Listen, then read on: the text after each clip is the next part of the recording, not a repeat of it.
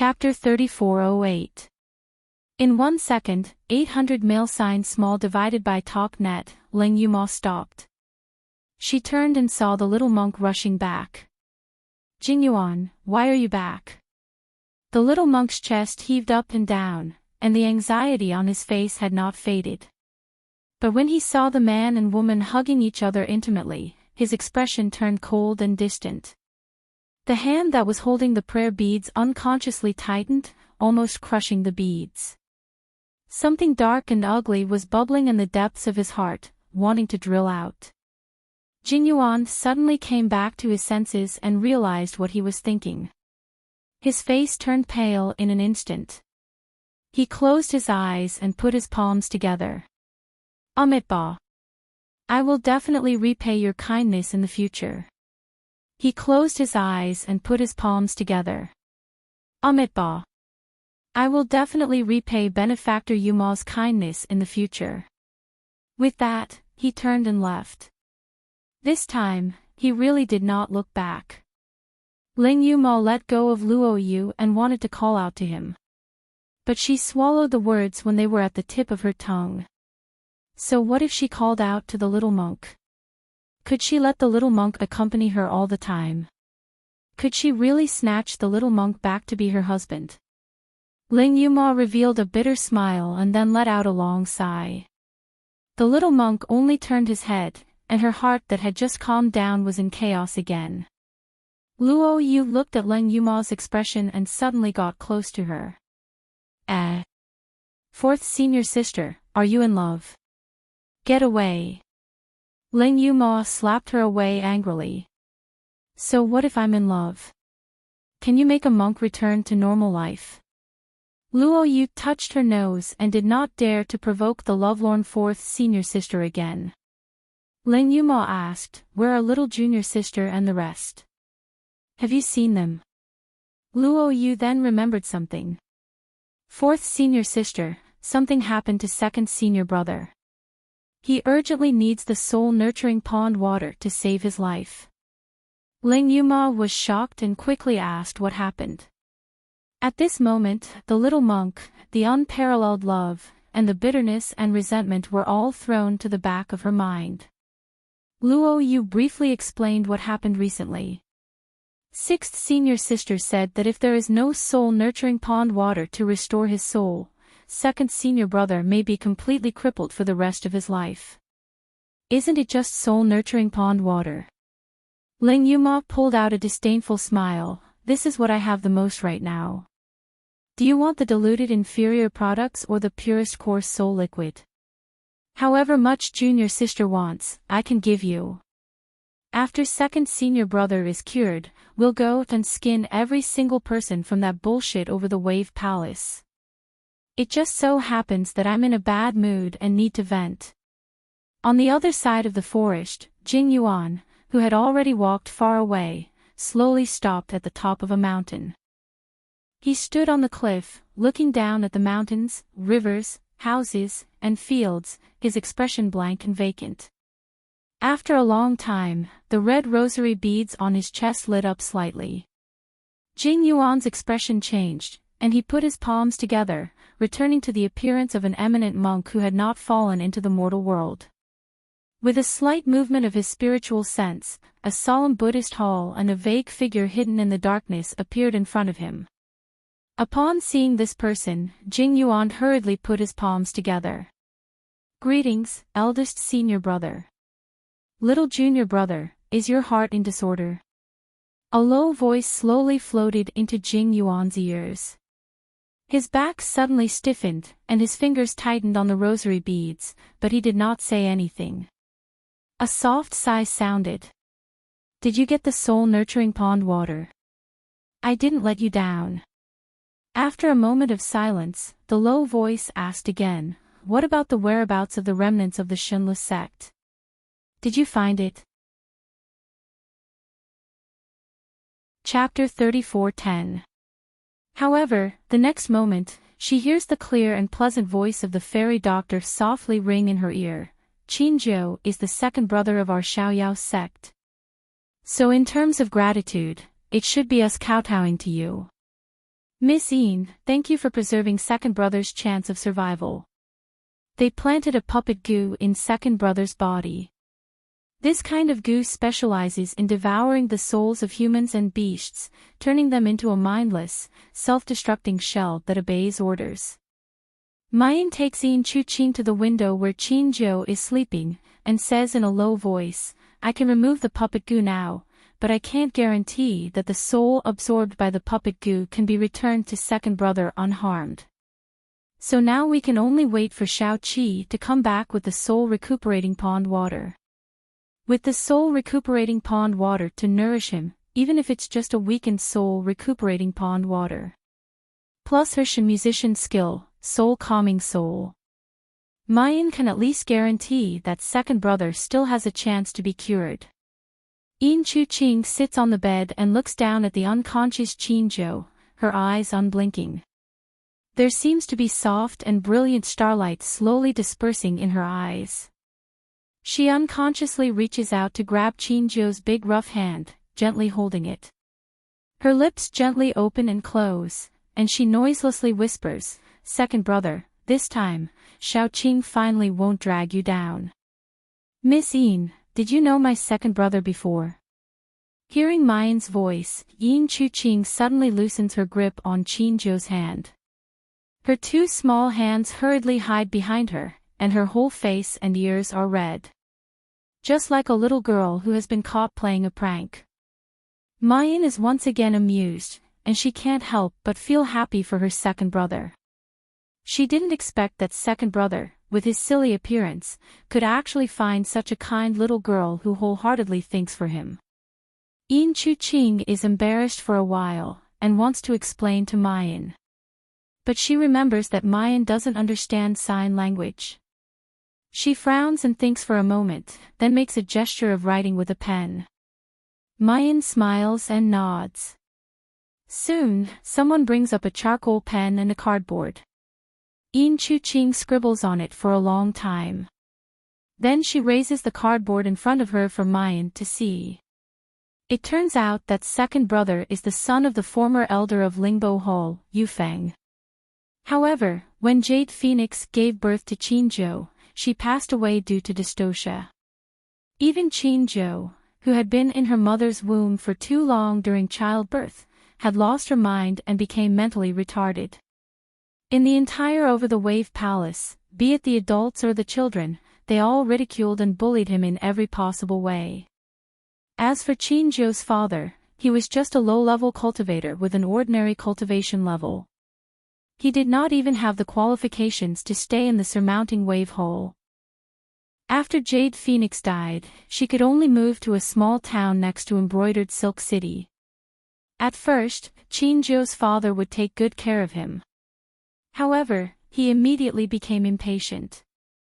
After marrying his second wife and giving birth to a few children, he completely disregarded Chin-Jo. She allowed him to be ridiculed by the people in town and suppressed and framed by his stepmother at home. It was clearly not his fault, but in the end, Chin-Jo was always the scapegoat. As for Chin-Jo's father, he would never investigate and would only make him obedient.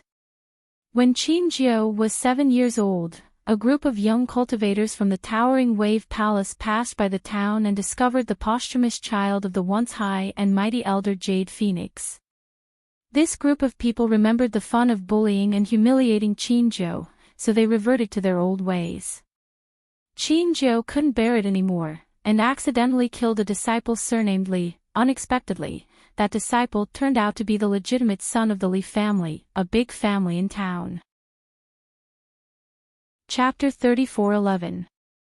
In order to retaliate, the Li family smashed and tortured Chin-Jo every day. They even accidentally killed the baby girl that Chin-Jo's stepmother had just given birth to. From then on, Chin-Jo's stepmother hated him to the bone, and even Chin-Jo's father loathed him. Not only did they not listen to his explanation, but they also scolded the ignorant Chin-Jo with harsh and unpleasant words every day.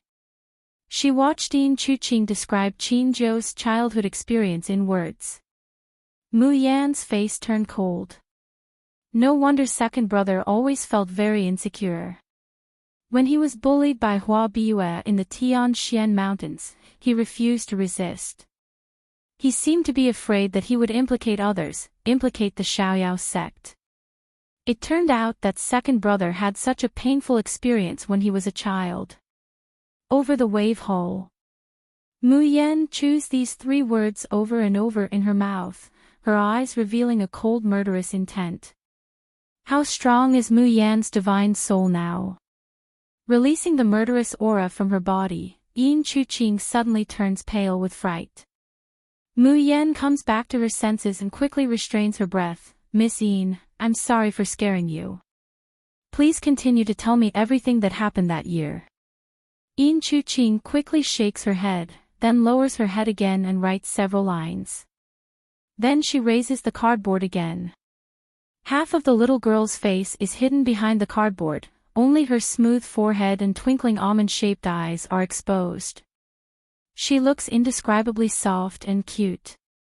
Mu Yan smiles and her eyes fall on the cardboard. Perhaps the death of her little sister in swaddling clothes stimulated Qin Zhou's nerves. When the Li family came again, Qin Zhou finally exploded. This time, it caused a great sensation. Even the elders of the Over-the-Wave Hall and the Lord of the Over-the-Wave Hall, Yin Tianxiang, were alarmed. Yin Tianxiang had been recuperating in seclusion all these years. It wasn't until he came out of seclusion this time that he knew that the only posthumous child of his close friend Yu Feng had fallen into such a state. Yin Tianxiang was shocked and angry. He quickly took Qin Zhou home and took care of him. And Yin Chuqing is Yin Tianxiang's daughter. It's different from others who despise Qin Zhou for being stupid. Yin Chuqing could not speak since she was a child. Because of her defects, she never had any prejudice against Qin Zhou. Instead, she liked to play with him. With the shelter of the Lord's family, Qin Zhou had a happy time. However, the good times did not last long. 14 years ago, there was an unforeseen event that caused their lives to change drastically. The Treading Wave Temple had never been able to refine a puppet that surpassed the commander grade.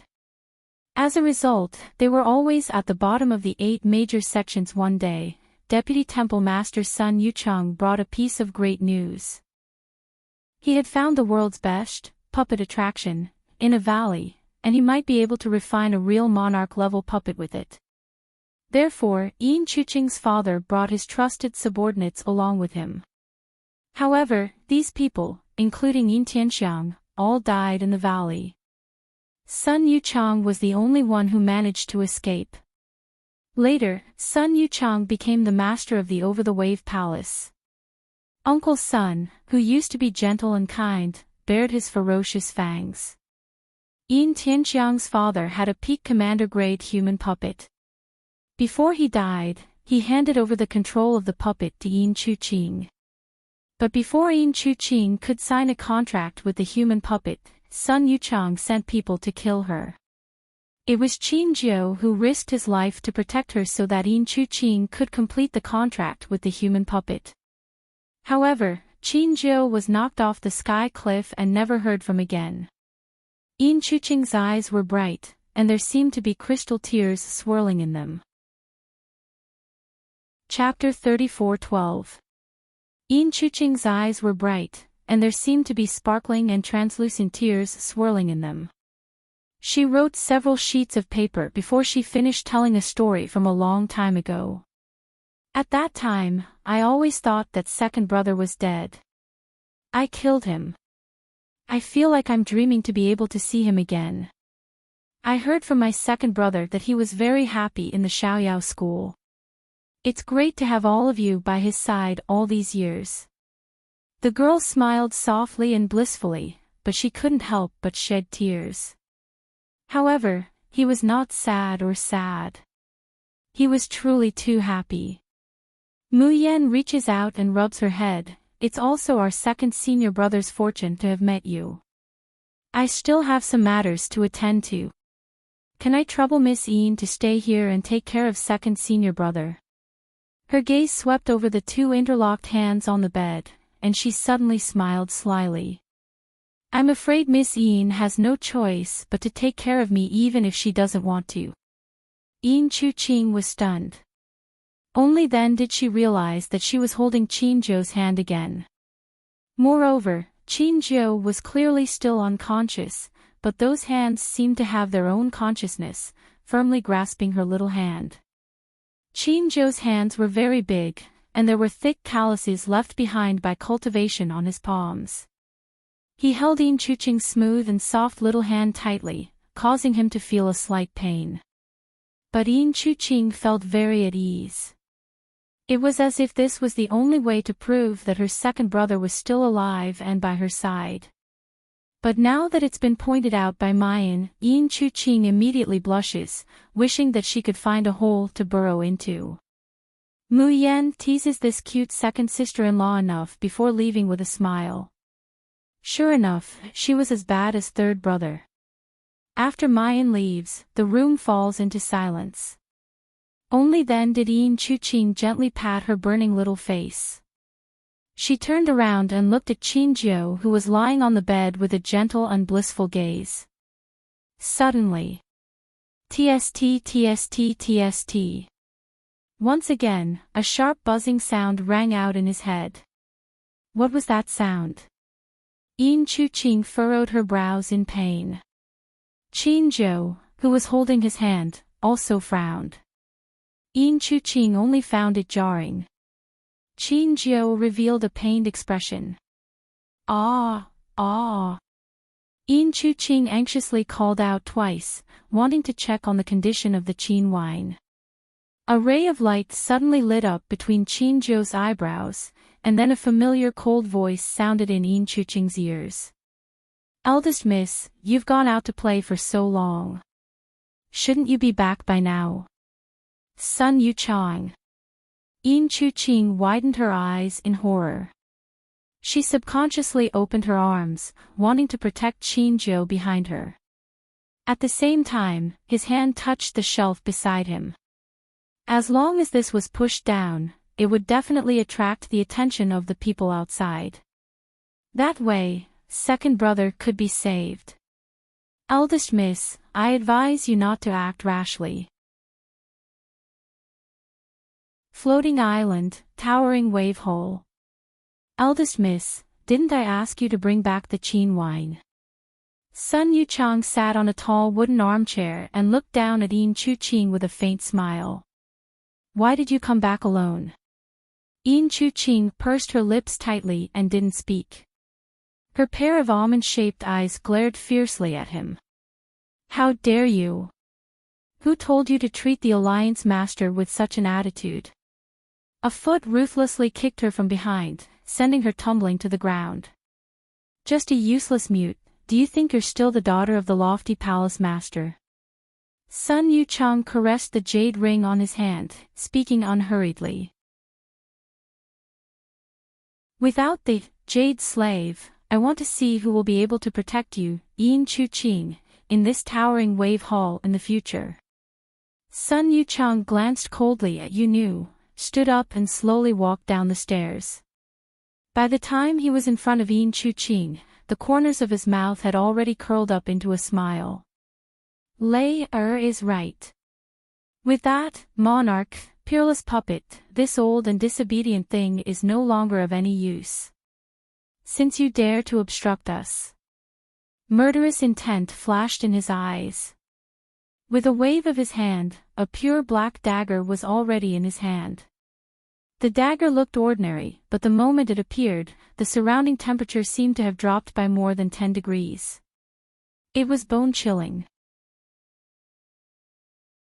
Chapter 34:15. Remember in 1 second, 800 mail sign small/say net, wonderful pop-up window free reading. As Sun Yu-chang injects his spiritual power into the dagger. The eyes of Jade Slave, who is the closest to him, flash with a strange light, and her body trembles involuntarily. This dagger is called the spiritual energy disintegrating knife. It's a heavenly god tool that only the sect master of Over the Wave Palace is allowed to possess, and it's specifically used to dismantle and destroy puppets. No matter how strong a puppet is, it'll turn into powder under this spiritual energy disintegrating knife. Seeing the appearance of the spiritual energy disintegrating knife, Yin Chuqing's face loses all color. She rushes over and stands in front of the puppet jade slave. Sun Lei sneered, "Yin Chuqing, she's just a human puppet, why are you so protective of her? What's more, do you think you can protect her just because you want to?" With tears in her eyes, Yin Chuqing glares at the father and son. She suddenly rushes over and grabs Sun Yochang's hand that's holding that spiritual energy disintegrating knife. Sun Yuchang thinks that she's going to take the knife, and his face shows a mocking expression. The next moment, however, he sees that soft and weak girl, who seems like she could be blown away by the wind, hit the blade of the dagger head-on. Blood splatters everywhere. The girl's delicate body slowly falls down like a willow catkin, falling into a pool of blood. From the huge hole on top of her head, a small bug that's almost invisible to the naked eye flows out along with the blood. Because it came into contact with the energy emitted by the spiritual energy disintegrating knife, it twitches a few times, then dies. Jade Slave's hand, which wants to save her, freezes in midair. Like a puppet that's suddenly lost its master's order, it no longer moves. But her long eyelashes tremble slightly. The entire hall falls into a deathly silence. The calm expression on Sun Yochang's face finally cracks, turning into a twisted malevolence. Damn slut, she actually dared to kill the child Gu. Floating Island, Liberty City. Mu Yan is using the Shin musician skill, Calm Soul, to repair Qin Zhou's soul. Suddenly, the unconscious Qin Zhou abruptly sat up on the bed. Her eyes were bloodshot. "Second brother, you're awake." Mu Yan quickly stops playing and is about to step forward. Qin Zhou disregarded everything and stood up from the bed, letting out a hoarse roar, "Little Qing! Little Qing! Little Qing! Second senior brother, you can't move now." Mu Yan jumps in fright and promptly gets up to stop her. However, Qin Zhou's strength was shockingly great. Furthermore, it was as if he had gone insane. He kept shouting for Shao Qing as he rushed out. His shouts were so shrill, crazy, and desperate that anyone who heard it would feel as if their heart was being squeezed. Mu Yan took out the silver needles, wanting to calm Qin Zhou down first.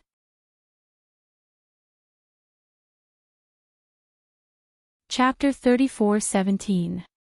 Remember LoveNet in 1 second, providing you with wonderful reading. Oh.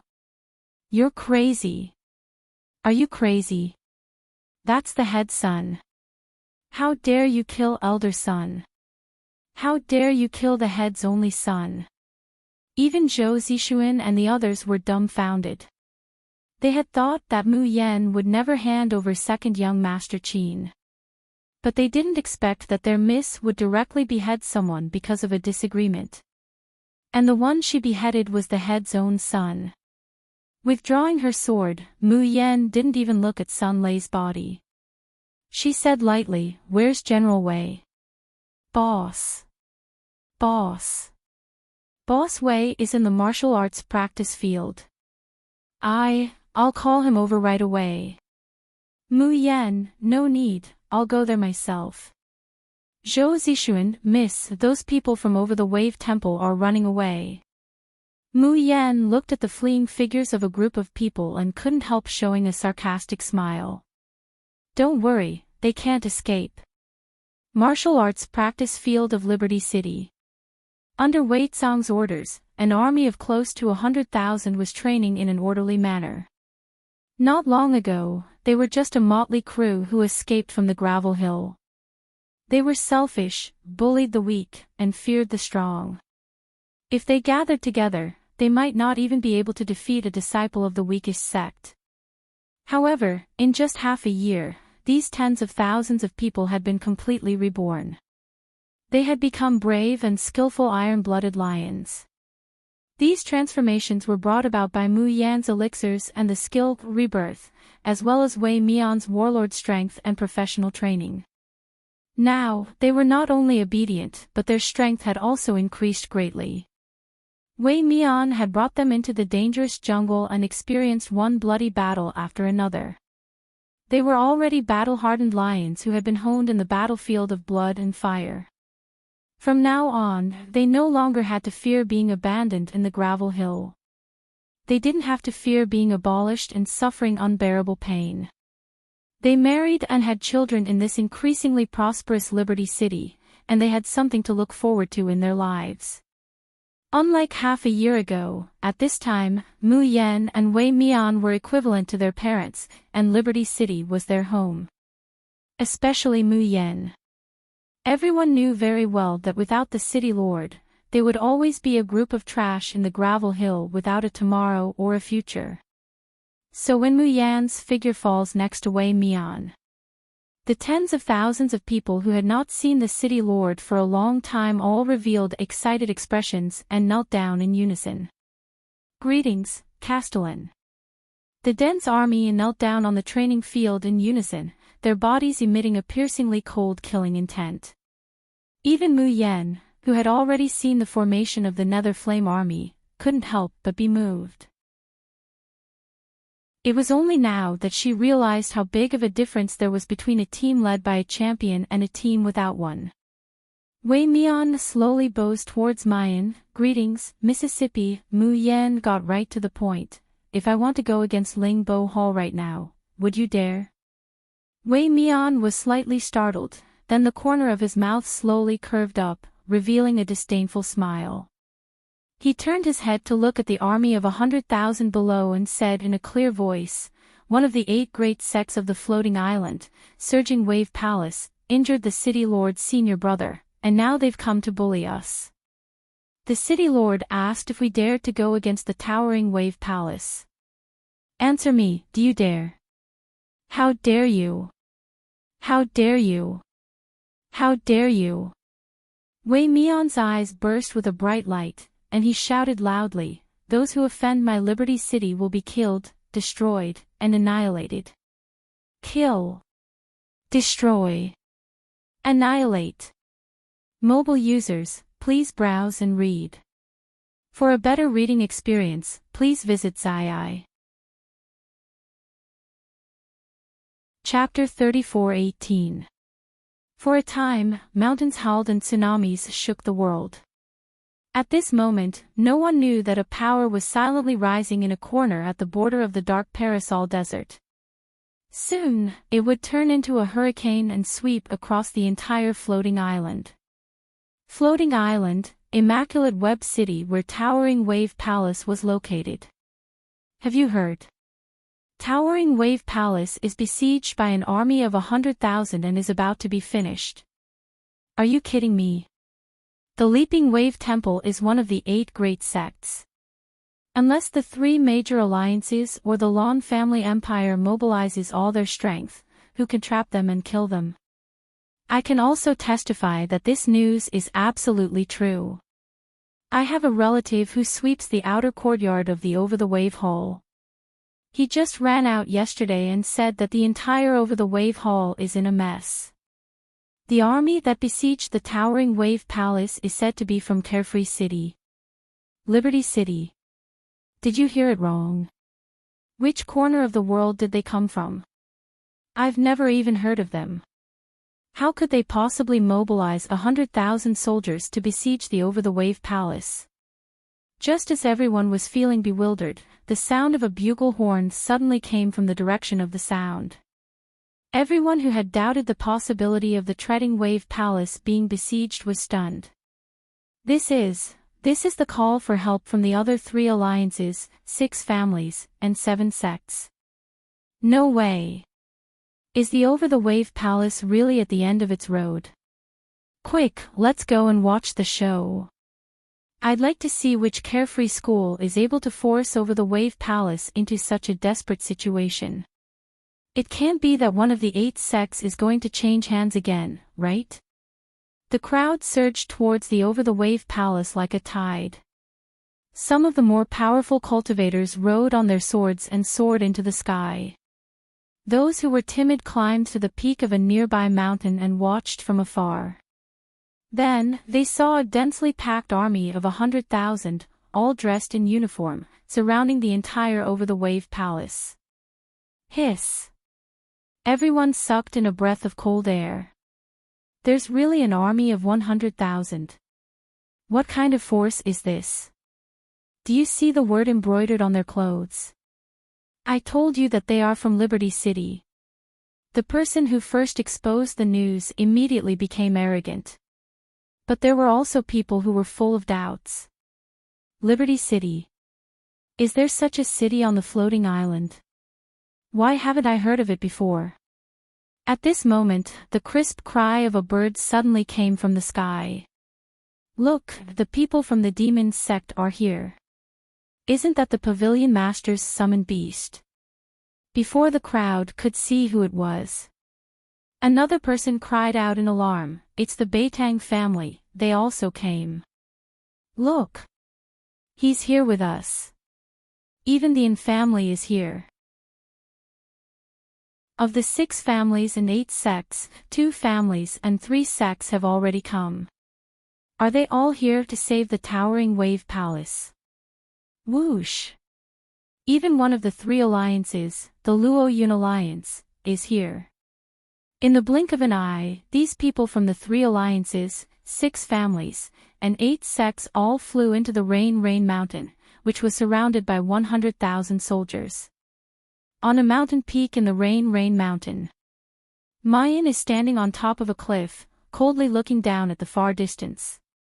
Behind her was Qin Zhou, who was still unconscious, and Chu Moli, who was leisurely drinking tea. Suddenly, a few figures shot out of the over-the-wave palace, whose doors had been tightly shut. Finally, it hovers in front of Mu Yen. At this moment, Sun Yochang's face didn't have the slightest trace of the aloof, sinister and cunning expression he had when he was facing Yin Chuqing. I want to chat with more like-minded people. Chapter 34:19. His face was distorted, alternating between blue and white. His eyes were filled with hatred and resentment as he stared at the girl in her early 20s. Waves of resentment and fear welled up in his heart. As early as a few days ago, he thought that his puppets were at his fingertips, and he was dreaming of ruling over the world. However, in the blink of an eye, news came that his only son, Sun Lei's soul lamp, had been extinguished. Sun Yuchang was shocked and angry when he heard the story of his son's tragic death. He swore to tear Mayan into pieces and bury the whole Liberty City with her. However, he didn't even have time to gather his troops and summon enough puppets. 100,000 troops were already pressing down on the border. Sun Yochang's cultivation was at the peak of the sea-splitting realm. There was no lack of experts in the over-the-wave temple. What's more, they had so many powerful puppets in their hands. So, in the beginning, they didn't put this 100,000 troops in their eyes at all. However, as soon as they fought, Sun Yuchang realized how wrong he was. That was not 100,000 low-level cultivators. It was clearly 100,000 lions led by a general. And the strength of this general was far beyond what Sun Yuchang had seen in the Luo Yun League. Generals were divided into 4 levels. If it wasn't a general, then what was it? Could it be comparable to the generals of the Lan family empire? There was a world of difference between 100,000 army led by a general and 100,000 army led by no general. And the blow that this little Liberty City gave him was far more than that. That beautiful girl sitting on the top of the mountain, her white clothes fluttering in the wind. When the zither in her hand slowly sounded a pleasant tune. The strength of the already powerful army commanded by the king's generals actually doubled again. Was it the assistance of a musician? Or some magical witchcraft? Sun Yochang's face was livid. Resentment and fear surged in his heart. But in the end, what rose in his heart was a greedy desire. Such an army, such a general, such a heaven-defying assistant musician. Plus Chin-jo's puppet. If he could take all of them, on this floating island, who could be Sun Yo-chang's opponent? But he also realized at the same time. If it was just a head-on confrontation, even if the Over-the-Wave Temple could take over this force, they would definitely suffer heavy losses. In the end, others would benefit from it. That was why he blew the horn. He wanted to take over the force in front of everyone. His gaze swept across the cultivators who were gradually gathering around them. The resentment on Sun Yo-chang's face slowly faded. He stared at Mu Yen coldly, his voice sounding like a viper that had crawled out of an ice house. You are Jun Mu Yen, the mayor of Liberty City. Did you kill my son Sun Lei? Mayan calmly looks at him, saying word by word, where is Yin Chu-ching? Sun Yo-chang's face twisted again. You killed my son for Yin Chu-ching. Mu Yan asked again, where is Yin Chu-ching? Before I confirm that she's alive, I have no interest in talking nonsense with you. Bitch, who do you think you are? Sun Yo-chang had never been treated so poorly before. For a moment, he was seething with anger. But before he could finish speaking, behind Mu Yen, Wei Guan's spiritual sense moves. The 100,000-strong army seemed to have received an order in an instant. They suddenly took a step forward in the direction of the Over-the-Wave Palace, and the weapons in their hands slashed forward in unison. I want to chat with more like-minded people. Chapter 34:20. At the same time, Mu Yen plucked the strings of the zither. The sound of the zither turned into white light and fell down. With a loud bang, the thousands of puppets guarding the outermost perimeter of the towering wave palace were all turned into dust by this casual strike. Sun Yo-chang felt as if someone had grabbed his throat. His mouth opened slightly and his lips trembled, but he couldn't say a single word. Mayan coldly looks at him. I'll ask again, where is Yin Chu-ching? Was he still alive? If Yin Chu-ching is already dead, then we don't need to listen to any of your words or schemes. Because I want your entire towering wave hall to be buried with my second sister-in-law. Second sister-in-law. Hearing this form of address, the people of Overwave Palace were stunned. Even the people from the 3 alliances, 6 families, and 7 sects who had rushed over had shocked expressions on their faces. So it turned out that the towering wave palace had captured someone else's close relative. No wonder Liberty City would be so furious. There was complete silence below. Sun Yo-chang was so angry that he couldn't speak. Mayan's eyes are ice cold, and she's about to lower her raised hand again. Even if Yin Chu-ching was still alive, she would definitely be in great danger. Any further delay would bring her one step closer to death. Since threats didn't work, he might as well raise the entire Overwave Palace to the ground. Don't. Yin Chu-ching is not dead yet. We'll bring her out immediately. The people of Treading Wave Palace were badly frightened. They didn't have time to consult Sun Yo-chang. They hurriedly yelled and rushed in to carry the unconscious Yin Chu-ching out. The moment she sees Yin Chu-ching, Mayan's pupils suddenly contract. There was a huge gash on the little girl's head. The wound was even bigger and more hideous than the one on Chin-jo's head. Her little face was deathly pale, and her chest was barely moving. Even if he used his divine sense to sense her from afar, he could tell that her life force was getting weaker and weaker, and it was about to end soon. Mayan's figure flashes and she rushes in front of Yin Chu-ching to treat her. However, Sun Yo-chang was faster than her. A cold and cruel hand suddenly clasped Yin Chu-ching's neck. With just a little bit of force, the girl's fragile neck would be completely broken, leaving her with no chance of survival. Mu Yan's movements come to a halt, her eyes coldly staring at him. Sun Yo-chang laughed in a low voice. Enchanting, that bitch, is indeed still alive, but she's not far from death. If you want her to live, you better not act rashly. Right now, she's like a porcelain that would shatter with a light touch. Furthermore, I've planted a goo in her body. Even if you really snatch her back, as long as I use my divine sense, she'll still die.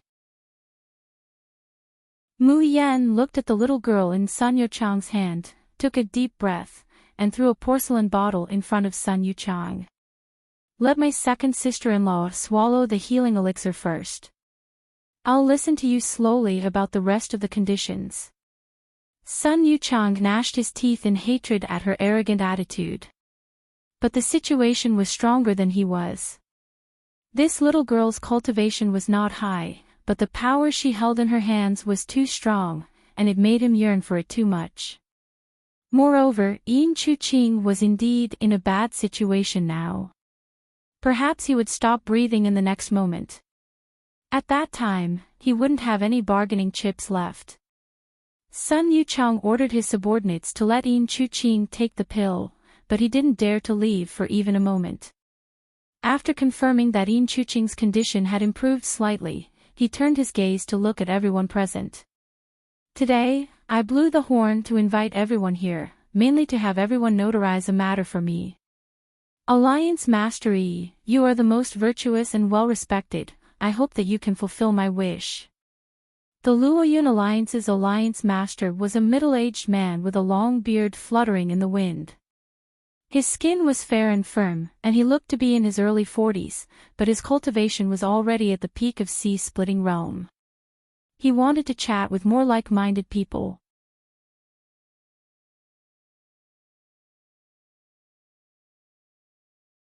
Sun Yuchang laughed out loud and tightened his grip on Enchanting's neck. Fine. If you don't want to gamble, then I'll fight you to the death, even if the towering wave palace loses half of its manpower. Don't tell me you really think that you can destroy my towering wave palace with just this 100,000-strong army? Mayan's face is expressionless. Her fingers press on the Tian Mo Chin, stroking it again and again. Her eyes are cold and heavy, as if they've been frozen for 10,000 years. She hated being threatened. However, for the sake of his second sister-in-law, he had no choice but to accept the threat. Sun Yuchang's gaze sweeps over the people of the carefree school, and the smile on his face deepens.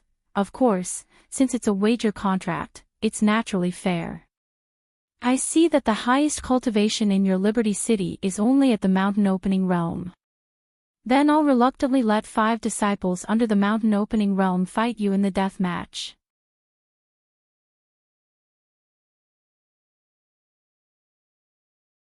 Tai Tu patted his chest and looked at Wang Mingjiang with disdain. This Wang Mingjiang's cultivation was indeed not high, only at the initial stage of the mountain opening realm.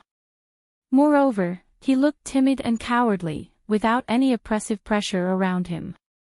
As for Butcher, Tai Tu, and the others, their cultivation had already recovered to the mountain opening realm. Butcher had already reached the high level of the mountain opening realm. Therefore, he didn't take this thin and weak sissy seriously at all. A moment later, Tai Tu stood in the middle of the square. Sissy, come. You want to fight in the arena? Watch as I smash your head. Feeling the powerful pressure coming from Tai Tu, Wang Mingjiang shrunk his head. His face was pale from fright, and his body was shivering.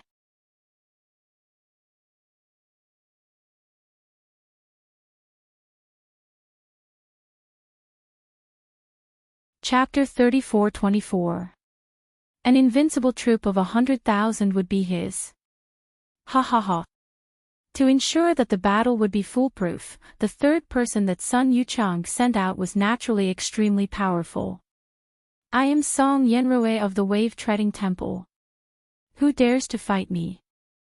Hardly had his voice died away when 5 puppets appeared around Song Yenrui.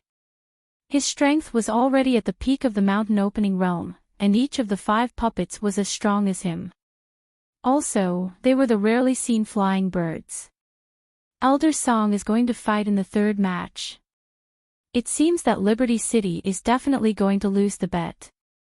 Elder Song is young, and he hasn't broken through the mountain opening realm yet, but he is as famous as the Grand Elders. Its Five Birds Roar is not an ordinary puppet, but a whole high-level fierce beast, the Golden-Winged Flame Eagle, which contains the inner elixir of the Golden-Winged Flame Eagle. Each of them has extraordinary strength, not to mention 5 of them together. Tisk, TSK, TSK. Liberty City is doomed. Whomever they send out, they will surely lose the match. Look, the representative of Liberty City is here. Then, the entire square, and even the entire Yulin Mountain, fell into a dead, weird silence. Someone couldn't help but rub his eyes. Am I hallucinating? Liberty City has sent out a baby. Yes. In front of Song Yenrui, there was a little boy who looked like he was carved out of jade. The boy looked no more than 5 or 6 years old. His facial features were so handsome that he looked like an elf walking out of the morning mist in the mountains. His blue eyes were clear and cold, devoid of any emotion. If one stared into those eyes, they would suddenly feel that they had fallen into a bottomless abyss, and the coldness would be bone-piercing. He was definitely an extraordinary kid. But however extraordinary he was still a kid. The sword that he was holding in his hands was not much shorter than him. His cheeks, which were as fair as porcelain, still carried some baby fat. How could such a baby be a match for Song Yenrui? Had the people of Liberty City lost their minds, or were they really going to give up? Song Yenrui's face was rather awful, too. Is Liberty City humiliating me? Or do they think that I will feel sorry for them after they send out such a baby? What a joke. His malicious gaze swept past the people of Liberty City, and in the end, it fell on Little Bao. Then, he laughed softly. Little kid, don't beg for mercy too early. I've already decided to do it in front of them. I'll let them see with their own eyes how you'll be tortured to the point where you're worse than death. Song Yenrui waved his hand. One of the golden-winged flame eagles in the sky rushed toward Xiao Bao. Ah! The onlookers couldn't help but scream, "Kid, run! Elder Song is too ruthless. How could he bear to hurt such a cute child?" There were even some people who couldn't help but want to rush over and protect Xiao Bao. However, it was too late. The golden-winged flame condor was extremely fast. In the blink of an eye, it had already arrived in front of Xiao Bao. The huge claws opened up, and with just a light swipe, the child's head would be completely crushed. Just at this moment, Little Bao slowly raised his head, looking at the golden-winged flame condor that was rapidly approaching in the sky, and coldly spat out 2 words, "Rabbit." The 2 words couldn't be more ordinary. When they came out of the child's little pink and tender lips, there was even a hint of adorable innocence in them. A white, chubby rabbit appeared and opened its mouth at the whistling, golden-winged flame condor.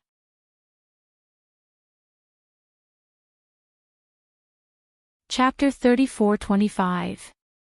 Disappeared. Disappeared, disappeared. Song Yenrui was dumbfounded. Sun Yuchang was dumbfounded. All the onlookers around the square were dumbfounded. What happened just now? After swallowing the golden-winged flame eagle, the fat rabbit showed a disgusted expression and vomited. Although this kind of food could also replenish energy, it had a rotten smell in its mouth. It didn't want to eat it at all. After the disgusted expression, the fat rabbit turned its head and fell into Xiao Bao's arms. Woo woo woo. Too smelly, I don't want to eat the remaining 4. I must be kissed, hugged, and raised high by the little master. Xiao Bao touched the fat rabbit's head and praised in a cold and cute voice, "Rabbit, you did a good job." Awoo! The fat rabbit opened its mouth and looked arrogantly at the remaining 4 golden-winged flame eagles. Come on. It's just a little smelly. This rabbit will pinch my nose and swallow you all. What is that rabbit? Is it a child-summoned beast? What kind of summoned beast can swallow such a big puppet? And the golden-winged flame eagle that was swallowed was so big, but where did all the food go? Why is this rabbit still so small? Song Yenrue's face was full of surprise and doubt. At this time, there was no longer the initial contempt in his eyes when he looked at Xiao Bao. He gritted his teeth and waved his hand to activate 2 golden-winged flame eagles. The 2 huge birds flapped their wings and flew toward the fat rabbit. Although they had long been made into puppets, these 2 golden-winged flame eagles still had their original abilities. When they flew in the air, they suddenly spat out a huge ball of flame at the fat rabbit and Xiao Bao below. Ah! That's the golden red flame, it can even melt divine weapons. Children, get away. Chirp! A crisp chirp rose to the sky. The fiery red bird spread its wings and spat out a ball of golden red flame into the sky. The ball of flame was small and weak, and when it floated in the air, it swayed as if it would be extinguished at any time. However, when it touched the golden red flame, the ball of flame suddenly exploded. It swallowed the fire spat out by the golden-winged flame eagle in an instant. After spitting out the fire, the little phoenix shook its feathers and flew back to Xiao Bao's shoulder, proudly raising its chin. Chirp chirp chirp. Little ball was just that amazing. Qiu just didn't want to say it. Why? Why is there another one? Is this also a child-summoned beast? Heavens! How old was this kid? He already has 2 summoned beasts, and both of them are so powerful. On the floating island, there were 2 types of summoned beasts. One was born with it and would be activated when one reached a certain level of cultivation. The other method was to subdue a spirit beast and turn it into a soul bead. But no matter which one it was, if he wanted to summon it, it would consume a large amount of divine sense.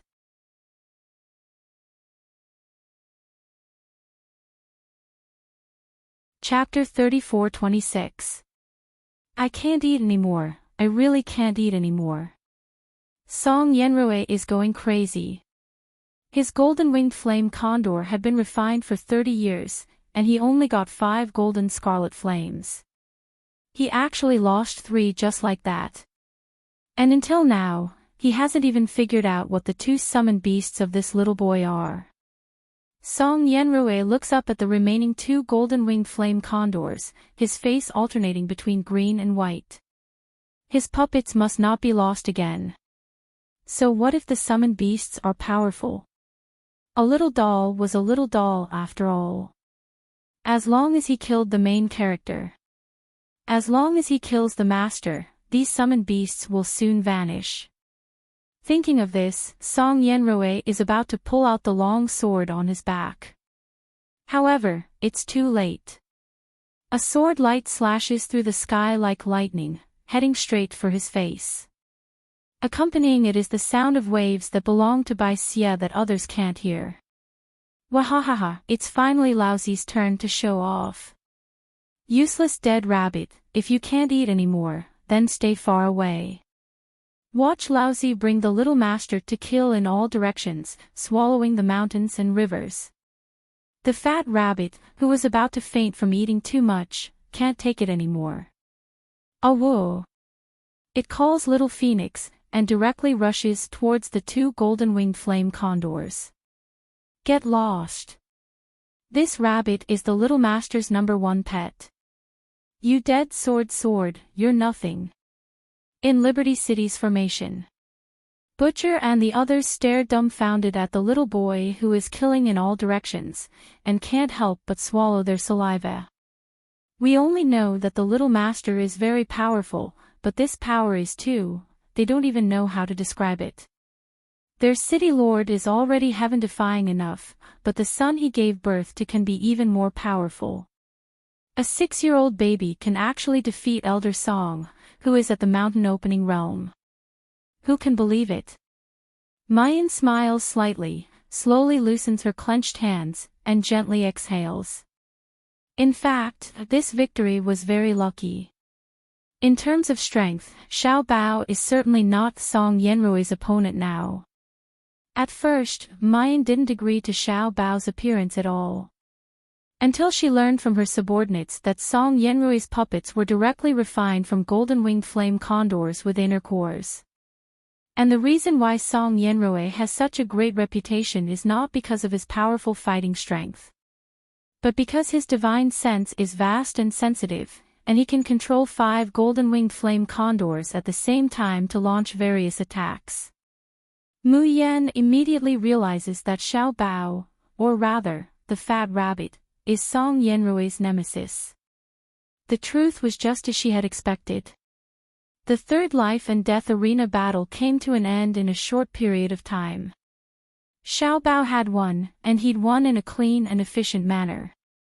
He'd won to the point that everyone was dumbstruck, and the scene was perfectly silent.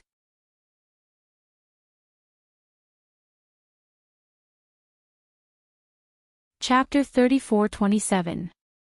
We're really too useless. Without the little master, we would have lost 3 matches in a row. Tai Chui touched his head, his face full of shame, but he couldn't stop admiring Xiao Bao. Rui Nyang said worriedly, "Miss, what should we do in the 4th match?"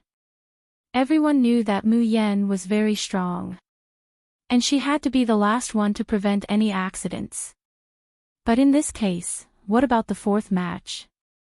Who in Carefree City dared to say that they had the confidence to beat the people of Over the Wave Palace?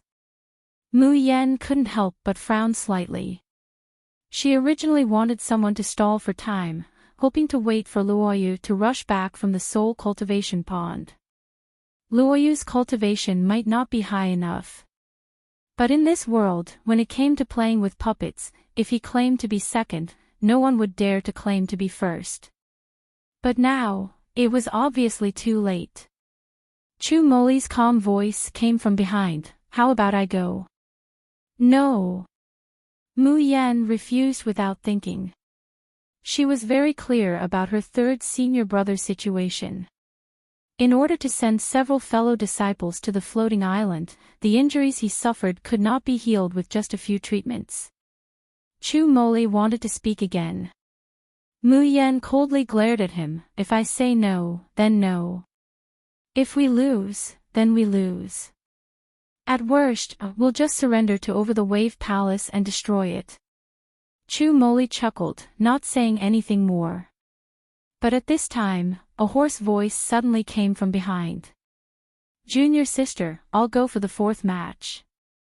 Mu Yan suddenly turned around and saw Qin Zhou, who had woken up at some point. She frowned deeply. "Second senior brother, don't joke around." Qin Zhou staggered forward, opening his mouth to reveal a silly smile.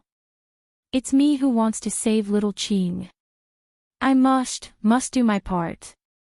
The 4th match of the life and death arena was about to begin. However, neither Carefree City nor Over the Wave Palace had sent anyone to the stage. Right now, there was no smile on Sun Yochang's face. He thought that he would definitely win the 3rd match, but he unexpectedly failed miserably. There must be no mistakes in the 4th match. A low and treacherous laugh came from behind. "Sect Master, why don't you let me go for the 4th match?" The one who spoke was a tall, feminine-looking man. Seeing him, Sun Yochang's face lit up. "Meng Ran, you came out.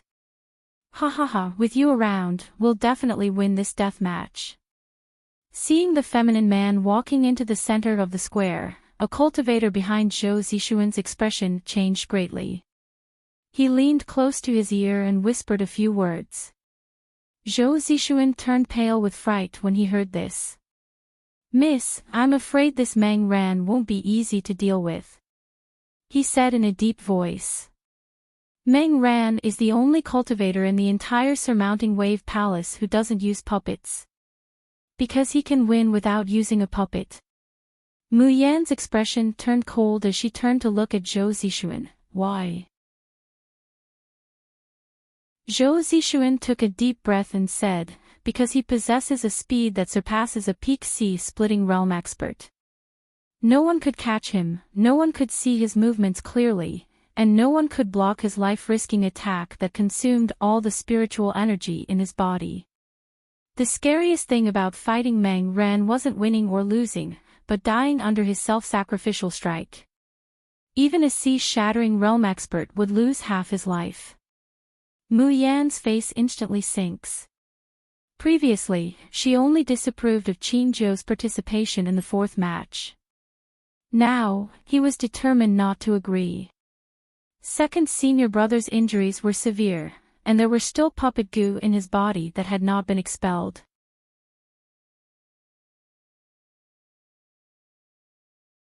Chapter 34-28.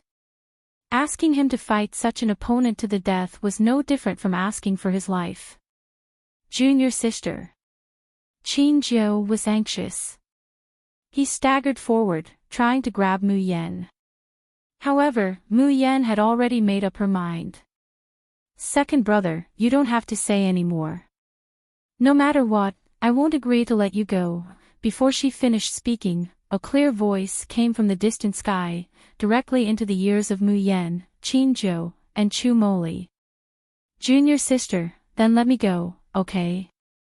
Hearing this familiar voice, Mu Yan suddenly raised her head, almost not daring to believe her ears. Qin Zhou and Chu Moli also raised their heads, looking happily in the direction of the voice. However, in the end, the person did not fly over from the sky. Instead, he leisurely walked out from among the thousands of soldiers and horses. The soldiers of Liberty City did not even have time to react.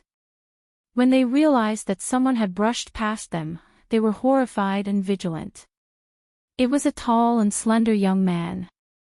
He had a face that looked like it was cut with a knife and painted with ink. His eyes and brows were clear, and when he slightly raised the corners of his mouth into a smile, he looked a bit shy and bashful, like a good girl.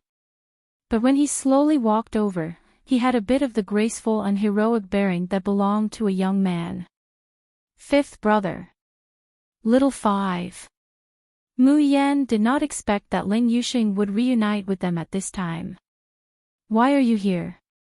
Ling Yuxing's eyes were full of brilliant light, like the stars in the sky shining brightly under the moonlight. When I was in a nearby town, I heard that the over-the-wave temple activated some blasphemy bet, so I wanted to come and watch the show. He did not expect to find out that the bet with the over-the-wave temple turned out to be Liberty City when he arrived at Embroidered Net City. Fortunately, he was idle and bored. He could not find any news of his fellow disciples, and he wanted to avoid a certain annoying person, so he came to take a look.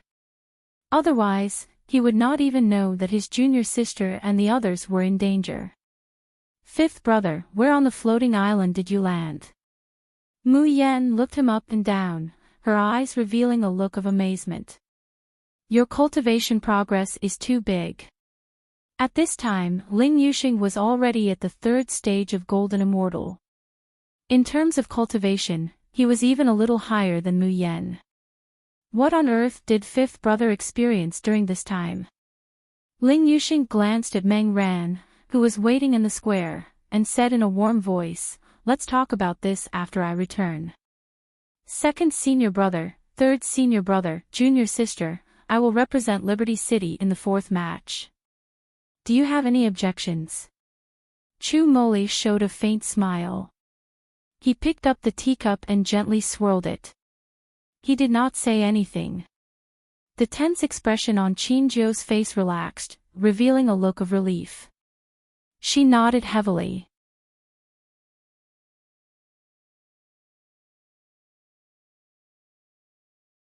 Chapter 34-29. Ling Yuxing had always been decisive in his actions. In response to Meng Ran's provocation, he merely extended his index finger and hooked it at Meng Ran. His expression and movements were calm and indifferent, and his eyes were without ripples, as if he didn't care about his opponent at all.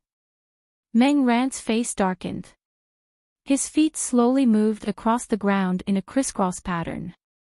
As his footsteps became faster and faster, his figure began to slowly fade, disappearing in front of everyone's eyes like smoke. A dagger dipped in poison shone with a frightening cold light. Hiss! Meng Ran actually used sacrificial strike right from the start. He wants to put this youth to death. This Ling Yuxing from Liberty City is merely at the peak of mysterious life state. There's no way he can block Meng Ran's attack. Sun Youchang's eyes shone with satisfaction and excitement. He was very satisfied with Meng Ran's performance. You know how to grasp every opportunity, don't waste time, and kill in one strike. Very good. Everyone's gaze was focused on Ling Yuxing. However, all they saw was the youth's calm and unhurried gaze. Meng Ran had disappeared. A dagger dipped in poison glinted coldly. His life could be taken away at any time, but he didn't seem to care at all. Even the people of Liberty City were holding their breath, their hearts in their throats. Aren't Miss and the others worried? If he couldn't block Meng Ran's attack, the fifth brother whom young Miss had just reunited with would die. However, just as this thought flashed through his mind, the youth standing in the middle of the square disappeared. Yes.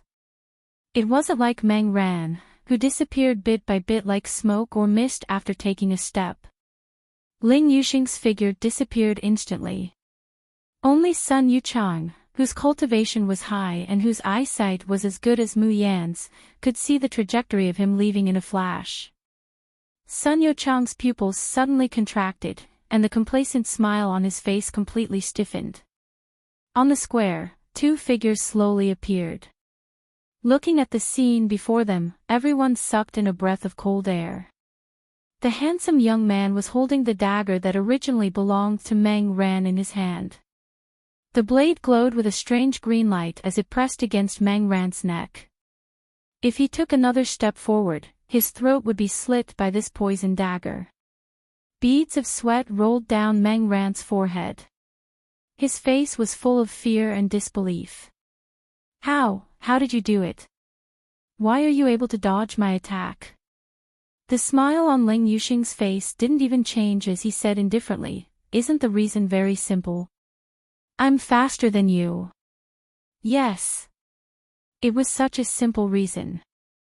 This youth was faster than him. And it wasn't just a little faster, but 10, 20, or even more. In this world, there was actually someone who could be so fast. Meng Ran's face was ashen. He lowered his head and said, I admit defeat. The fourth life and death arena battle was Liberty City's victory. We won again. Ha ha ha, miss, all of your fellow disciples are monsters. It's fine if the third and seventh young masters are so powerful, but the fifth young master is not inferior to them at all. In this case, it's a tie of 2-2. Ha ha ha. The next person to fight is our city lord. The towering wave palace is bound to lose. Mu Yan smiled faintly and was about to go on stage. But right at this time, Sun Youchang stood up on the opposite side. With a gloomy face, he said in a clear voice, the fifth match, the person sent by the towering wave palace is Enchanting. Bookmark for easier reading.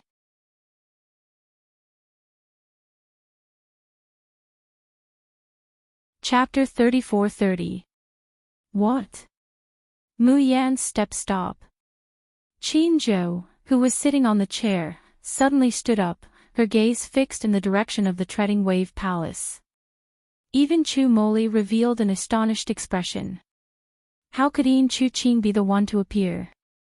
Not to mention that Enchanting's strength was not strong, and she was currently unconscious. Even if he was awake, would he stand on the side of over the wave palace? Since that was the case, why did the towering wave palace send out Enchanting for the most important match of the life and death arena? While they were bewildered, someone from the towering wave palace slowly walked to the center of the arena. However, the strange thing was that this person wasn't Enchanting. It was a tall and slender woman wearing a mask, but her eyes were dull and lifeless. Sun Yuchang walked forward slowly. Staring at the people of Liberty City, his lips curled into a cold, creepy smile. This is Yin Chuqing's puppet. Because Yin Chuqing is currently unconscious and unable to take the field herself, her puppet, Jade Slave, will take the field in her place. If Liberty City wants to win the last arena match, it's very simple.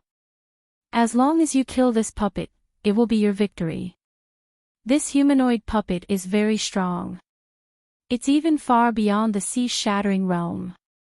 Miss, I'm afraid even you are not her match.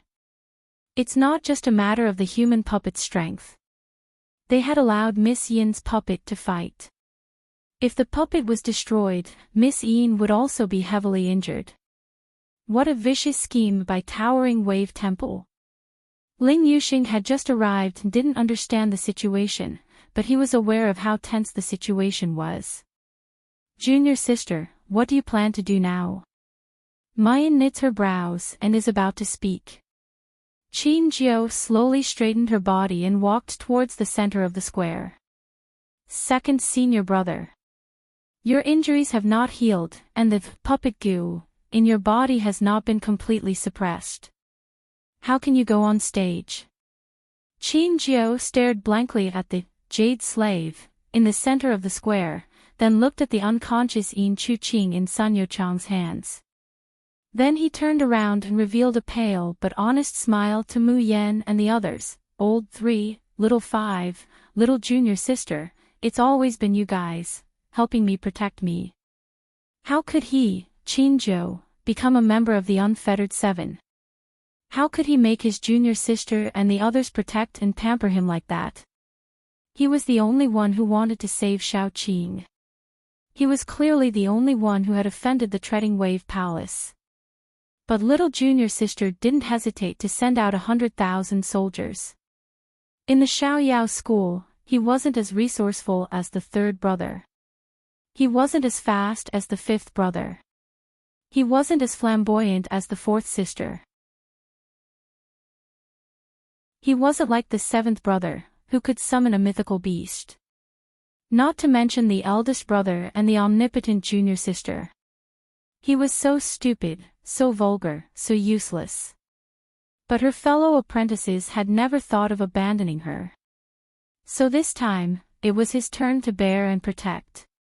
Qin Jiao grinned. Her voice was dull and hoarse. Little junior sister, I'm stupid. I can't understand any schemes, but I just have a premonition that I have to go. I don't know what to say. Qin Jiao's ability to express himself had always been very weak. When it came to complicated matters, he started to speak incoherently and was at a loss of what to do. But Mu Yan could clearly see the meaning in his eyes. Junior sister, believe me. Mu Yan took a deep breath slowly. With a shallow smile on her face, she declared loudly, Liberty City, the fifth match, my opponent, Qin Jiao. Bookmark for easier reading.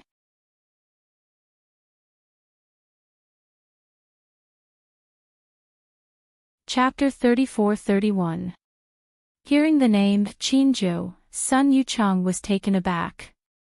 Then the corners of his mouth curled up, the smile on his face becoming wider and wider. Finally, he couldn't help but laugh out loud. Interesting, really interesting. The people of Over the Wave Palace couldn't help but look at Sun Yuchang. If they lost this match, they would have lost the bet against blasphemy. Why did the sect leader look so happy? Sun Yuchang seemed to have seen through their thoughts, smiling mysteriously. Don't worry, we will definitely win this match.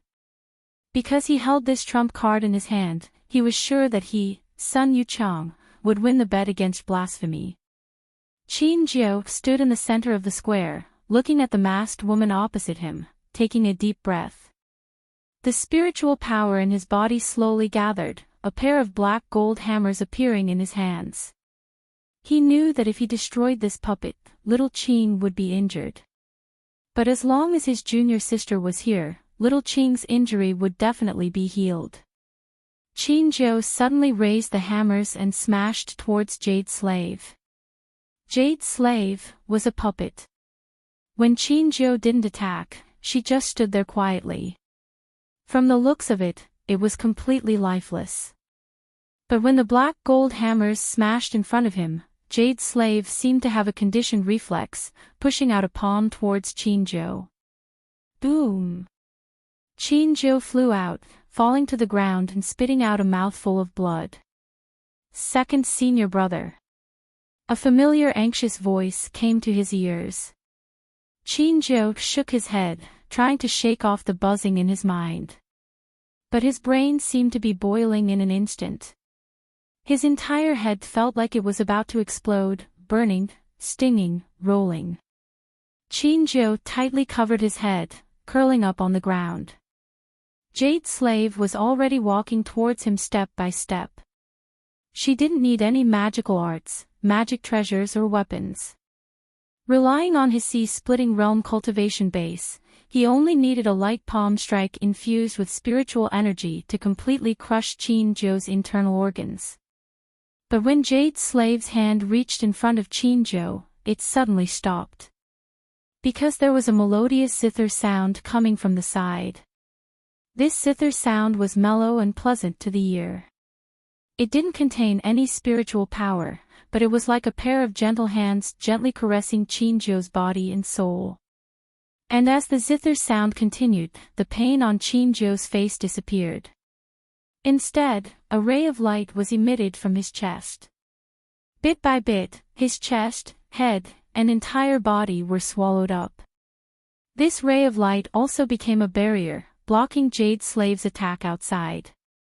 For a moment, it was actually unable to advance even an inch.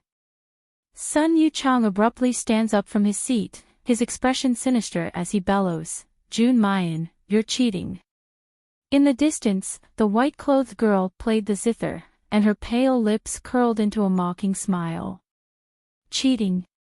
How did I cheat?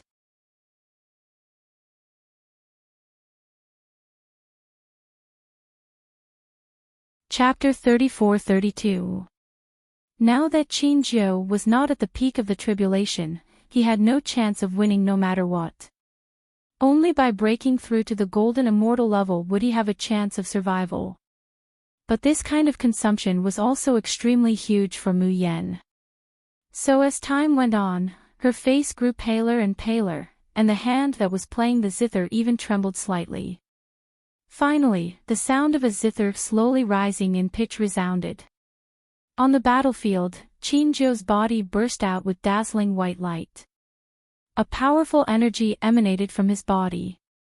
It was the energy fluctuation and pressure that belonged to a golden immortal. Ha!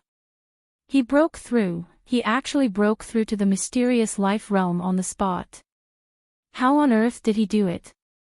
Is it because of the zither music of the City Lord of Liberty City? I heard that the strength of the entire army of Liberty City improved so quickly because of the assistance of her musicians and elixirs.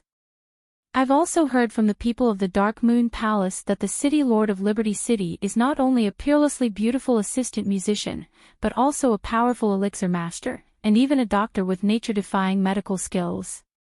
So it seems that although this Liberty City has just been established, its strength is really powerful. If I can join it, will my strength also improve by leaps and bounds? While everyone was discussing, Qingzhou had already opened his eyes and stood up.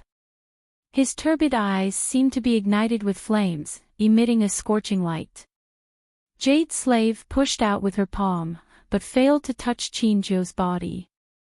Because an earthen wall rose up into the sky, blocking in front of Jade's slave. Although it was called an earthen wall, in fact, it was a bit harder than steel. Even the palm of Jade's slave, an expert in the sea-splitting realm, failed to damage the earthen wall at all. Instead, she was shaken back a few steps. And it was at this moment that Qingzhou broke through the earthen wall with a hammer and smashed toward Jade's slave. This time, Jade's slave was unable to avoid his attack. The hammer hit her face, and the mask that covered the woman's face shattered with a crack. Qin Jiao had no intention of stopping at all. The black gold hammer in his other hand was about to smash down like a storm. But the next moment, his movements suddenly froze. Without the mask, the woman's face was revealed. It was a slightly stiff and old face, but it was full of heroism. Qin Jiao had clearly never seen this woman before.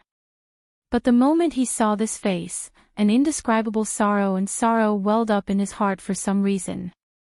The hammer that was about to smash down couldn't be swung down. Jade's slave was also like a puppet that had lost control. He stood there blankly, neither attacking nor retreating. Wine Qin shook its head fiercely.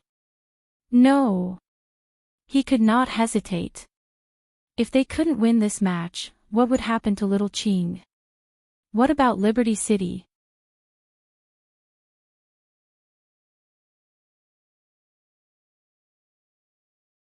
Chapter 34-33. Shao Qing, wait for me, I'll save you, ah.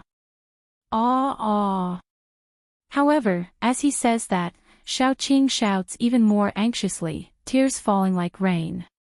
Qin Jiao is flustered and confused, not knowing why she's like this. Just then, Sun Yuchang's sinister and smiling voice finally rings out, Qin Jiao, do you want to know what Yin Chu Qing is saying? She said, you can't kill Jade's slave. Oh, maybe I should give her a new name, Yufeng. This humanoid puppet is your biological mother, Yufeng. Don't tell me you want to kill your own mother in front of everyone's eyes. Clang. Mayan, who was originally playing the melodious zither, makes a series of ear-piercing noises. Then, this noise seems to cut apart time and space. It makes the previously noisy surroundings of Mu Lin fall into a strange silence. The humanoid puppet Jade's slave is Qin Jiao's biological mother. Is this a joke? Mayan's face is ice-cold, her eyes coldly looking at Sun Yuchang. Her whole body is already unable to control the surging killing intent. And the deathly silent atmosphere gradually flares up. Yufeng. Could it be that Yufeng that I know? The most powerful elder Yufeng of Over the Wave Temple back then. But I remember that elder Yufeng clearly died from a difficult birth after being seriously injured. Could it be that Over the Wave Temple was actually insane enough to turn elder Yufeng into a humanoid puppet? There are many puppeteers on the floating island. However, most of the puppets controlled by people were made from materials.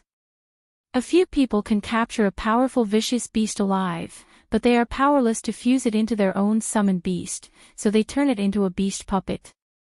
And among the puppets, the rarest and rarest are the humanoid puppets. This isn't because the humanoid puppets aren't strong enough. It's because the process of making them is too inhumane. To make a complete creature into a puppet, it can only be done when the creature is alive. But if it's alive, how painful and desperate would the process of being made into a puppet be? So even if Over the Wave Temple is known for its puppeteers, there are only 3 to 5 humanoid puppets in the temple, and most of them were heinous criminals during their lifetime. Death cannot wipe out their crimes. Elder Yufeng is a great hero of Over the Wave Temple. He was actually turned into a living puppet? What's even more disgusting is that they clearly know that Qin Jiao is Yufeng's son, yet they still let Yufeng and Qin Jiao have a life-and-death duel. Treading Wave Palace is so cruel and unscrupulous. How can they be qualified to be one of the 8 sects? The surrounding crowd was enraged. Some people even shouted, Sun Yuchang, you old dog. The people of Towering Wave Palace who had been insulted all lowered their heads in shame. Only Sun Yuchang had a ferocious look on his face. Not only was there no guilt on his face, but it was also twisted and full of hatred. His gaze swept across every single person who had insulted him. Curse all you want. Curse all you want. These people could scold to their heart's content now. He didn't care. As long as he won the blasphemy bet, he would have everything. What's a little bit of infamy? When he climbed to the height of the Three Alliances or even the Lawn family empire, once he grasped power and ruled over the world, what would the barking of these ants count for? At least he would definitely win this blasphemy bet. Ha ha ha ha. It was just as Sun Yuchang had planned. The last life and death duel fell into a deadlock that couldn't be resolved. If Qin Zhou didn't kill Yufeng, he could only admit defeat. Liberty City would lose the blasphemy bet. However, Qin Zhou killed Yufeng. Even if Yufeng had become a puppet, it was equivalent to killing his own mother. Bookmark for easy reading.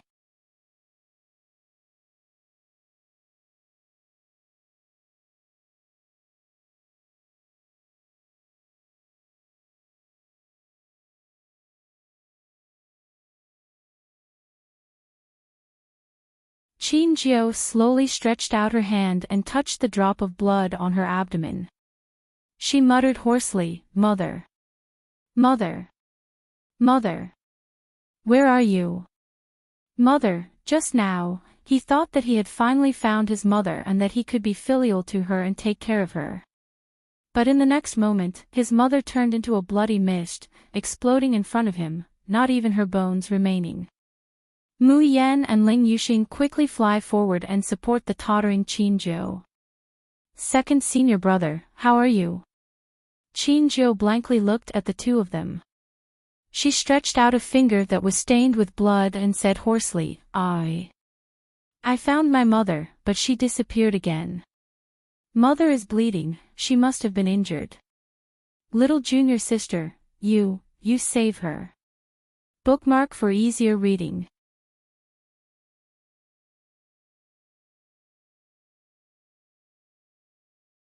Chapter 34-36. Mayan's heart aches, almost shedding tears. Ling Yuxing's eyes redden. "Second brother, if you're sad, just cry." Qin Zhou eagerly shakes his head, grabbing Mayan. "Little sister, save mother, you save her." He lets go of Mayan as he shouts, rushing towards those broken limbs and frantically picking them up. "Mother, it doesn't hurt. Xiao Jiu is back. Xiao Jiu wants mother to stay by my side from now on." "Mother, did you hear that? Did you hear that?" As Qin Zhou speaks, he seems to have gone mad. Holding the broken limbs, he rushes to Mayan. "Little sister, save mother, quickly save." Before he can finish, a thin figure suddenly rushes behind him, hugs him, and lets out a low sob. Qin Zhou stiffens. Chuqing's uncontrollable cries reach his ears. The girl clearly can't speak. But he seems to understand that heart-wrenching voice, filled with pain and comfort. "Second brother, don't be like this. Aunt Yu is already dead, but you still have me and fellow apprentices. I beg you to live well. Mother is dead." With great difficulty, he finally saw his mother, and with great difficulty, he confirmed that his mother loved him. How could she be dead?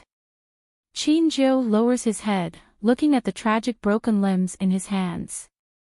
2 lines of bloody tears fall from his eyes. Mother is dead. Really dead.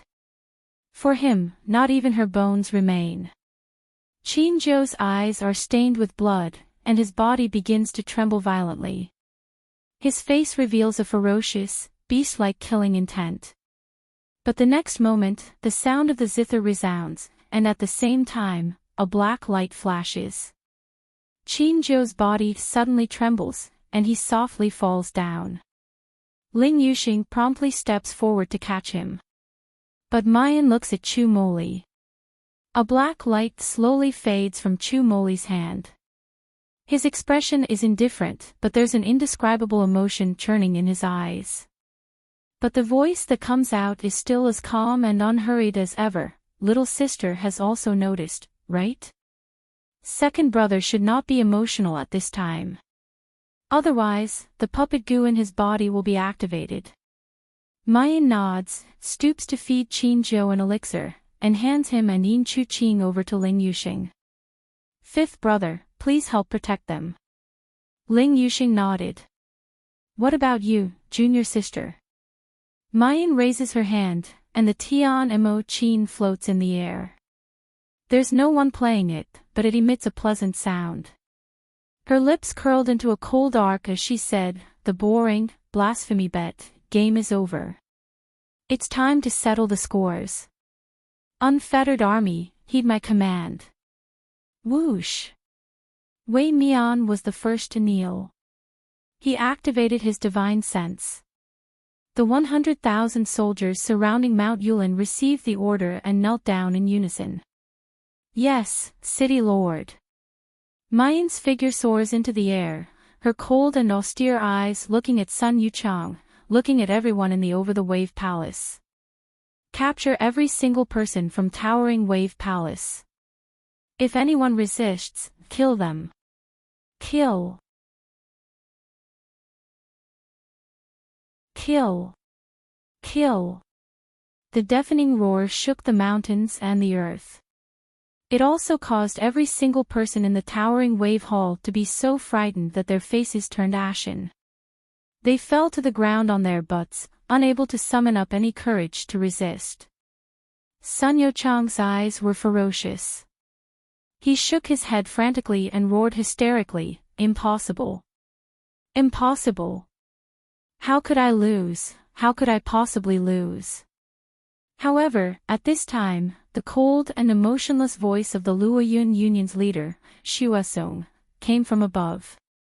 The fifth match, the life and death arena, unfettered city wins.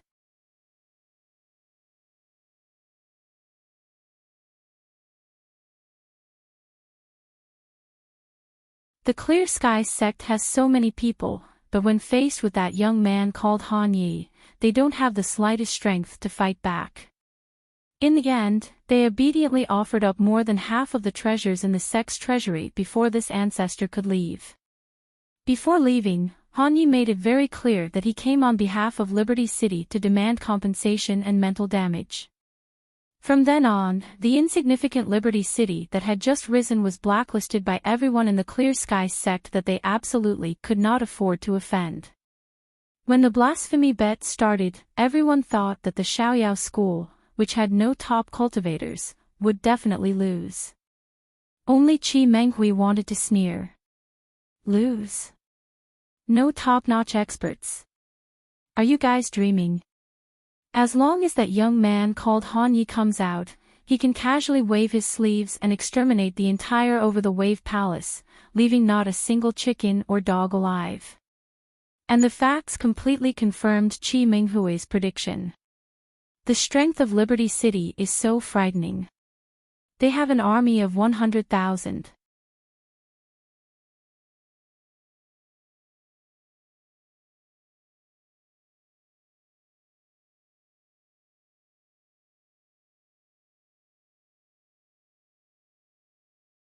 Chapter 34-39. Gu Tianping's breath was stuck in his throat. His face alternated between green and white. At the same time, an unquenchable anger welled up in his heart. There were only a few masters in Liberty City. How dare they be so arrogant? Did they really not put the micro-moon pavilion in their eyes? So what if they wanted to blaspheme? Did they really think they were afraid? Gu Tianping was about to speak when he saw two figures flying over from the sky. Sixth sister, third brother, I'm back. Look who I brought. Shit. Fifth brother, why are you here? Mu Yan looked up and saw Luo Yu and the red-clothed swordsman behind her. A joyful smile bloomed on her face. Fourth sister. She didn't expect that Luo Yu would bring Leng Yuma back. As soon as Mu Yan's voice fell, she was hugged. The hands that were hugging her were so tight that she could hardly breathe. Leng Yuma's muffled voice came to her ears, "Little sister, I missed you so much." Mu Yan hugged back. She also missed each of her brothers and sisters. But she felt that it was not like the fourth sister's character to be so emotional. Mu Yan wanted to ask what Leng Yuma had experienced, but it was not the right time. Leng Yuma obviously noticed it. After hugging for a while, she pushed her away. I just heard that someone wants to fight with our Xiaoyao sect. Is it called Over the Wave Palace? Come on, I have a belly full of anger and no place to vent. The red lotus soul-stealing saber was unsheathed. A blazing flame soared into the sky. The flame seemed to be alive. It spun in the air and went straight to one of the Micro-Moon Pavilion's disciples behind Gu Tianping. This person's cultivation was at the peak of mysterious life realm, and he practiced a pure fire skill. His summoned beast was also a flame wolf. However, when the flame flew out of the red lotus soul-stealing saber towards him, he felt completely suppressed, and the extreme fear that he might be devoured. His body seemed to be firmly controlled, and he couldn't move. He could only watch the flame hit his body, and the intense burning pain followed. Ah! Gu Tianping was dumbfounded as he looked at the disciple who had completely lost the ability to fight. The blue veins on his forehead throbbed. He opened his mouth to speak. Within the carefree sex formation, the handsome young man, who hadn't even reached 20 years of age, walked forward. Really, I thought that I would be able to slaughter those bastards from Towering Wave Palace when I rushed back. I didn't expect them to kneel so quickly. The young man glanced at the puppets and materials that had just been cleared out from the Over the Wave Palace. He then looked at Gu Tianping and smiled, showing two shallow dimples, but fortunately, you idiots from the Micro-Moon Pavilion jumped out. Otherwise, fourth senior sister and I would have wasted our journey. Gu Tianping's face alternated between green and white.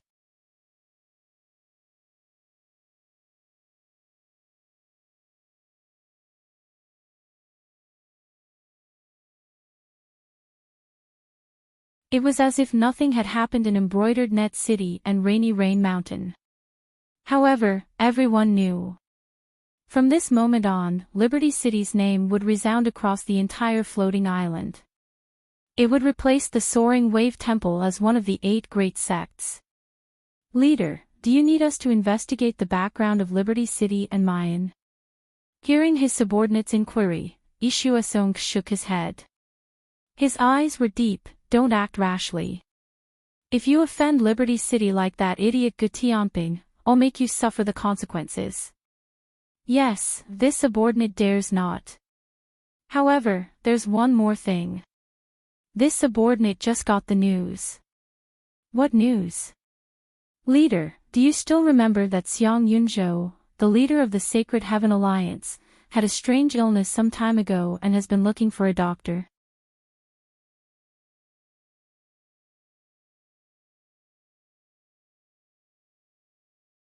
Chapter 34-41.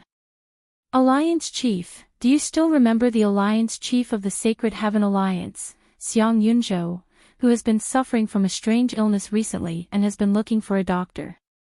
Just now, I received a secret message from the Sacred Heaven Alliance.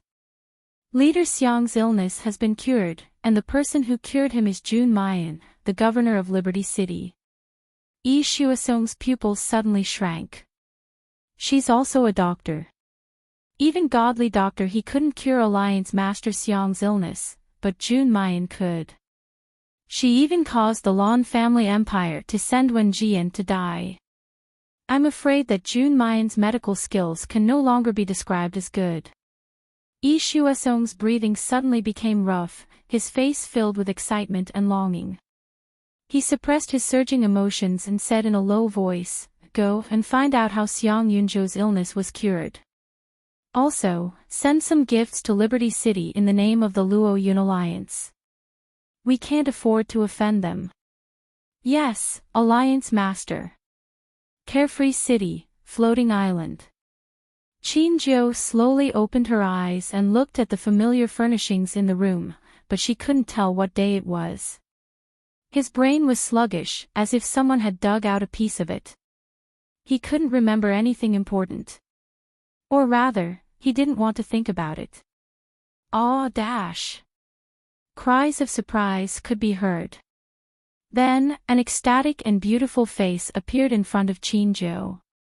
The light in Enchanting's eyes was like a sprinkling of starlight, and her hands kept gesturing. Second brother, you're awake. Do you feel uncomfortable anywhere? Does your head still hurt? Chinjo abruptly sat up from the bed, grabbed her hand, and anxiously said, Xiao Qing, are you all right? Alive and well. Enchanting looked at her little hand that was tightly wrapped by the big hand, and her face turned red all of a sudden. Only then did Chinjo realize something. She hurriedly let go and her face turned the color of pig liver. Enchanting lowered her head slightly and gestured with her small hands. Second brother, I'm fine now. City Lord June has already cured me. Her hand paused, and the shyness on her face was slowly replaced by pity. A pair of limpid almond-shaped eyes stared at every change in Chinjo's emotions. Her eyes were filled with worry. Second brother, are you all right? Can you not be too sad? Auntie, you had been living as a puppet for so many years, a walking corpse without freedom. She had long since grown tired. Being able to see you one last time and dissipate for you is the best ending for her. Chinjo's expression froze bit by bit. The blank space in his mind was filled up bit by Enchanting's narration. He thought of the wooden woman who had become a puppet. He thought of the broken walls that had exploded in front of him and were scattered all over the ground. There was also a drop of cold blood that fell on his face. Chinjo's body started to tremble.